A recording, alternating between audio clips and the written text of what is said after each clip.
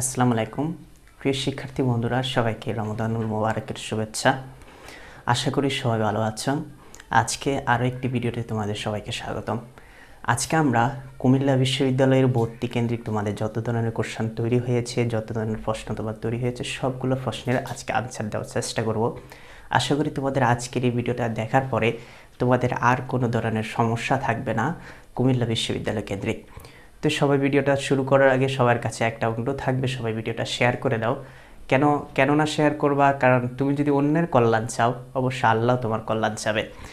যেমন তুমি মনে করো যে বিজ্ঞান ইউনিটের এতে কোনো একজন স্টুডেন্ট পরীক্ষা দিচ্ছে, তার টার্গেট হচ্ছে ম্যাথ, আইসিটি এবং সিএসসির কোনো একটা সাবজেক্ট নিয়ে পড়ার, কিন্তু সেখানে শর্ত হচ্ছে তাকে ম্যাথে আনসার করতে হবে পরীক্ষায়, কিন্তু সে এটা জানলো না জানার কারণে তার একটা স্বপ্ন সে বিসর্জন দিয়ে দিচ্ছে। সে না জানার কারণে সে তার স্বপ্নে যে সাবজেক্ট সেটা পাচ্ছে না। দ্বিতীয়ত বি ইউনিটের কেউ একজন ভাবছে সে স্বপ্ন যে আইন নিয়ে পড়বে, কিন্তু সে জানে না বি ইউনিটে যদি সে আইন নিয়ে পড়তে চায় তাহলে পরীক্ষায় তাকে ইংলিশে 25-এর মধ্যে তাকে 10 অবশ্যই পেতে হবে। দেখো, সে সকল সাবজেক্টে ভালো একটা আনসার তুলছে, কিন্তু ইংলিশে এসে 10-এর মধ্যে 9 পাইছে, কিন্তু সে তার স্বপ্নের যে সাবজেক্ট ল সেটা সে পাচ্ছে না। তার মানে বোঝাই যাচ্ছে যে এই ভিডিওটা কতটা গুরুত্বপূর্ণ হতে যাচ্ছে। অর্থাৎ এখানে অনেকগুলো বিষয় তোমরা একদম পুরো ক্লিয়ার একটা ধারণা পাবে। তো সবাই চলো ভিডিও আমরা শুরু করি। তো সবার কাছে অনুরোধ থাকবে শেয়ার দিয়ে, তুমি তো অবশ্যই দেখবা, শেয়ার দিয়ে অন্যকেও দেখার সুযোগ করে দিবা।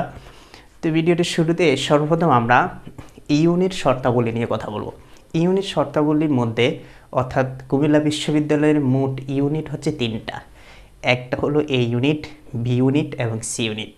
অর্থাৎ এখানে বিভাগ পরিবর্তনের জন্য নতুন কোনো ইউনিট, ডি ইউনিট নেই, এটা তোমরা ক্লিয়ার হও।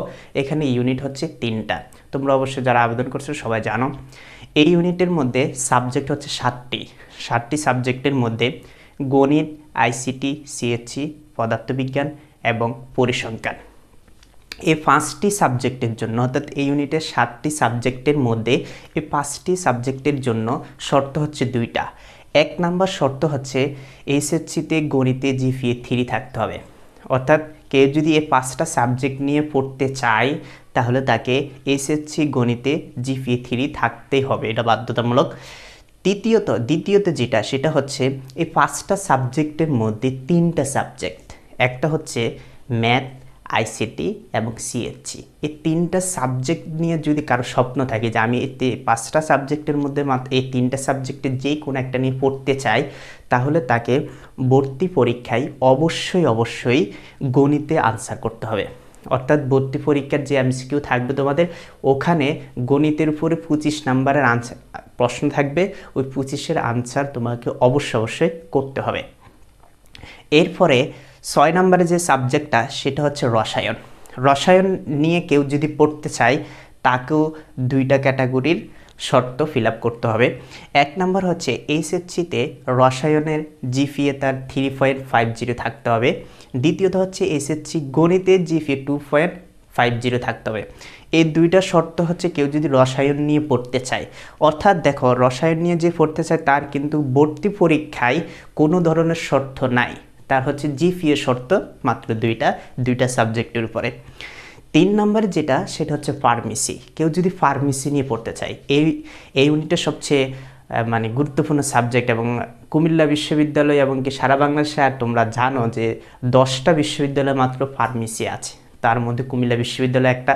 আর এই ফার্মেসির জন্য অনেকেরই স্বপ্ন থাকে, এবং কি এই ফার্মেসি সাবজেক্টে মোট সিট হচ্ছে 40টা, সিটও একদম কম, কিন্তু কম্পিটিশন এখানে অনেকেরই স্বপ্ন এখানে।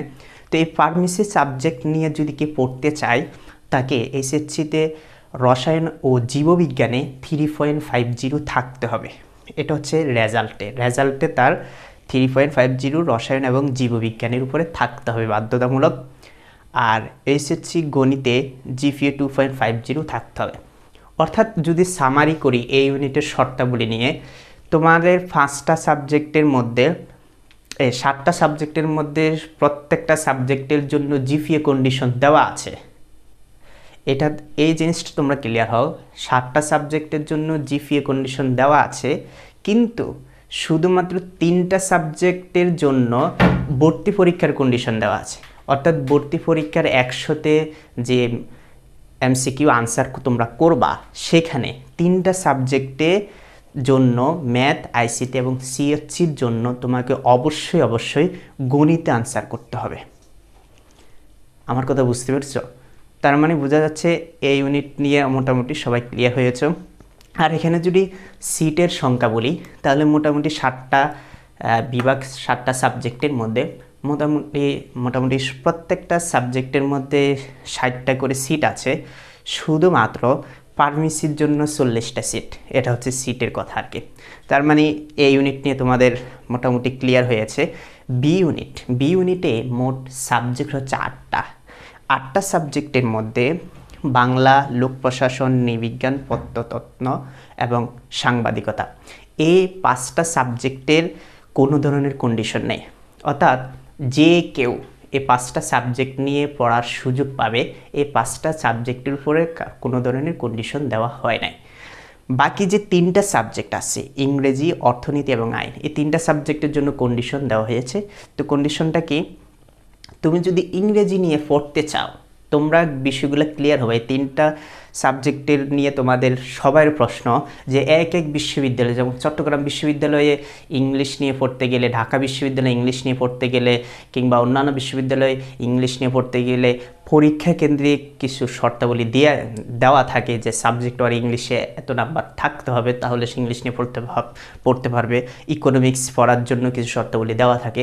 তো এই জিনিসগুলো খুব গুরুত্বপূর্ণ, খুবই গুরুত্বপূর্ণ। সুতরাং এই জিনিসটা একটু ভালো করে খেয়াল করো যে ইংরেজি নিয়ে কেউ যদি পড়তে চায় তাহলে তাকে এসএসসিতে ইংরেজিতে A- থাকতে হবে। একদম কম একটা কন্ডিশন। ইংরেজিতে A- এটা সবার থাকে। তার মানে তুমি যদি ভালো একটা স্কোর তুলতে পারো তাহলে যেই কেউ ইংলিশ নিয়ে পড়ার সুযোগ পাবে। অর্থাৎ ভর্তি পরীক্ষায় ইংলিশে যে 25 নাম্বার থাকে এর উপরে কোনো কন্ডিশন দেওয়া হয় নাই। কেউ ইংরেজি নিয়ে পড়তে চাইলে সে পড়ার জন্য ভর্তি পরীক্ষার 25-এর উপরে কোনো ধরনের কন্ডিশন দেওয়া হয় নাই। দ্বিতীয়ত হচ্ছে অর্থনীতি নিয়ে যদি কেউ পড়তে চায় তাহলে এসএসসিতে কিংবা আলিমে ওই ব্যক্তির 3টা সাবজেক্ট বাধ্যতামূলক থাকতে হবে। অর্থাৎ 3টা সাবজেক্টের যে কোনো একটা থাকতে হবে। যেমন অর্থনীতি, গণিত এবং পরিসংখ্যান, এই 3টা সাবজেক্টের যে কোনো একটা সাবজেক্ট যদি তোমার এসএসসি কিংবা আলিমে থাকে তাহলে গিয়ে তুমি অর্থনীতি নিয়ে পড়ার সুযোগ পাবে। এখানেও অর্থনীতি নিয়ে পড়ার জন্য পরীক্ষা কেন্দ্রিক কোনো শর্তাবলী নাই। যেটা আছে সেটা হচ্ছে রেজাল্টের উপরে। সর্বশেষ সবচেয়ে গুরুত্বপূর্ণ, বি ইউনিটের সবচেয়ে গুরুত্বপূর্ণ ডিমান্ডেবল যে সাবজেক্টটা আইন। এই আইন নিয়ে যারা পড়তে চাও তাদেরকে এই জিনিসটা খুব ভালো করে খেয়াল করো। আইন নিয়ে যারা পড়তে চায় তাদেরকে ভর্তি পরীক্ষার ইংরেজিতে 40% নাম্বার পেতে হবে। অর্থাৎ ভর্তি পরীক্ষায় 25-এর আনসার দিতে হয়। 25টা এমসিকিউ থাকবে। এই 25টা এমসিকিউর মধ্যে তুমি 40% আনসার করতে হবে। অর্থাৎ 40% নাম্বার তোমাকে তুলতে হবে। তার মানে 40% মানে হলো তোমাকে 10 নাম্বার, অর্থাৎ 25-এর মধ্যে 10 নাম্বার তোমাকে কারেক্ট করতেই হবে। কিসে? ইংরেজিতে, যদি তুমি আইন নিয়ে পড়তে চাও। অর্থাৎ এই জিনিসটা অত্যন্ত গুরুত্বপূর্ণ, এই জন্য এটা বারবার বলতেছি। যদি তুমি আইন নিয়ে পড়তে চাও তাহলে তোমাকে ভর্তি পরীক্ষায় 25-এর মধ্যে 10টা ইংরেজি কোশ্চেন তোমাকে অবশ্যই কারেক্ট করতে হবে। আর এখানে আইনের জন্য সিট মোট কয়টা? আইনের জন্য সিট হচ্ছে 50টা। আইনের জন্য সিট হচ্ছে 50টা। এবং বি ইউনিটে তোমাদের মোট সিটের সংখ্যা হচ্ছে 440টা। এর মধ্যে তোমরা অনেকে প্রশ্ন করেছো যে আমাদের জন্য বি ইউনিটে বিজ্ঞানের জন্য কয়টা সিট থাকতে পারে, ব্যবসায় যারা আছে হচ্ছে যে কমার্সের তাদের জন্য কয়টা সিট থাকতে পারে। তো তাদের জন্য বি ইউনিটের মোট সিট হচ্ছে 440টা। এর মধ্যে বিজ্ঞানে যারা বিজ্ঞান থেকে পরীক্ষা দেবে তাদের জন্য 128টা সিট আছে বি ইউনিটে। বি ইউনিটে 128টা সিট আছে প্রত্যেকটা সাবজেক্ট মিলে। এরপরে যারা মানবিকের তাদের জন্য 262টা। এর 262টা বেশি হওয়ার কারণ হচ্ছে এটা, কারণ ইউনিটটা বি ইউনিটটাই হচ্ছে মানবিকের ইউনিট। তার মানে এখানে বি ইউনিটে যারা পরীক্ষা দিবে তাদের 262টা সিট আছে। আর যারা ব্যবসা থেকে দিবে তাদের জন্য মাত্র 50টা সিট আছে। অর্থাৎ তোমরা এই জিনিসটা ক্লিয়ার হয়েছো যে ইউনিট ভিত্তিক কাদের জন্য কতটা সিট আছে, এটা ক্লিয়ার হয়েছে, এবং ইউনিট ভিত্তিক কোন সাবজেক্ট পাওয়ার জন্য কেমন শর্ত আছে এই জিনিসটাও তোমরা ক্লিয়ার হয়েছো। 3 নাম্বারে সি ইউনিটে মোট হচ্ছে যে সাবজেক্ট আছে 4টি। এই 4টি সাবজেক্টের জন্য কোনো ধরনের কন্ডিশন নেই, অর্থাৎ রেজাল্টের কন্ডিশন কিংবা ভর্তি পরীক্ষায় এই ধরনের সাবজেক্ট দাগালে এটা দাগালে ওইটা পাবে তোমার যে কোনো, অর্থাৎ ভর্তি পরীক্ষায় এই 4টা সাবজেক্টের জন্য কোনো ধরনের কন্ডিশন দেওয়া হয় নাই। এই সি ইউনিটের মধ্যে যেহেতু সবাই পরীক্ষা, মানবিক, বিজ্ঞান এবং ব্যবসা সবাই পরীক্ষা দেওয়ার সুযোগ আছে, তার জন্য এখানে 240টা সিট আছে। 240টা সিটের মধ্যে বিজ্ঞান থেকে যারা পরীক্ষা দিবে তাদের জন্য 24টা সিট, মানবিক থেকে যদি কেউ সি ইউনিটে সাবজেক্ট নিয়ে পড়তে চায় তার জন্য 16টা সিট আছে, আর যারা ব্যবসায়ী অর্থাৎ কমার্সের তাদের জন্য 200টা সিট আছে, অর্থাৎ 240টা সিট সি ইউনিটে, মোট 240টা সিটের এভাবে হচ্ছে বিভাজন করা হয়েছে। তো আশা করি ইউনিট শর্তাবলী নিয়ে, অর্থাৎ বিভাগ ইউনিট ভিত্তিক যে সিট আছে কাদের জন্য কয়টা সিট, এই জিনিসটা তোমরা সবাই ক্লিয়ার হয়েছো। তো আশা করি তোমাদের এই বিষয় নিয়ে আর কোনো ধরনের কোশ্চেন থাকবে না বলে আমার বিশ্বাস আর কি। তোমাদের অন্তত যত ধরনের কোশ্চেন থাকতে পারে, অর্থাৎ আমি যত ধরনের কোশ্চেন তোমাদের দেখেছি গ্রুপগুলোর মধ্যে সব ধরনের কোশ্চেনগুলো নিয়ে এখানে আলোচনা করার চেষ্টা করেছি। তো এখন আলোচনা করব সবচেয়ে গুরুত্বপূর্ণ একটা বিষয়, সেটা হচ্ছে ইউনিট ভিত্তিক যে পরীক্ষা হবে 100 নাম্বারের, সে 100 নাম্বারের পরীক্ষায় কোন কোন সাবজেক্ট থাকবে, কোন কোন সাবজেক্টে হচ্ছে যে কত নাম্বার পেতে হবে, এটা নিয়ে আলোচনা করব। দেখো ইউনিট এই ইউনিটের মধ্যে সাবজেক্ট হচ্ছে মোট 6টা সাবজেক্ট, কিন্তু এটাকে একটা ধরা হয়, বাংলা এবং ইংরেজি দুইটা মিলে একটা ধরা হয়, তাহলে মোট সাবজেক্ট দাঁড়ালো 5টা। অর্থাৎ এই ইউনিটে 100 নাম্বারের জন্য 5টা সাবজেক্ট আছে।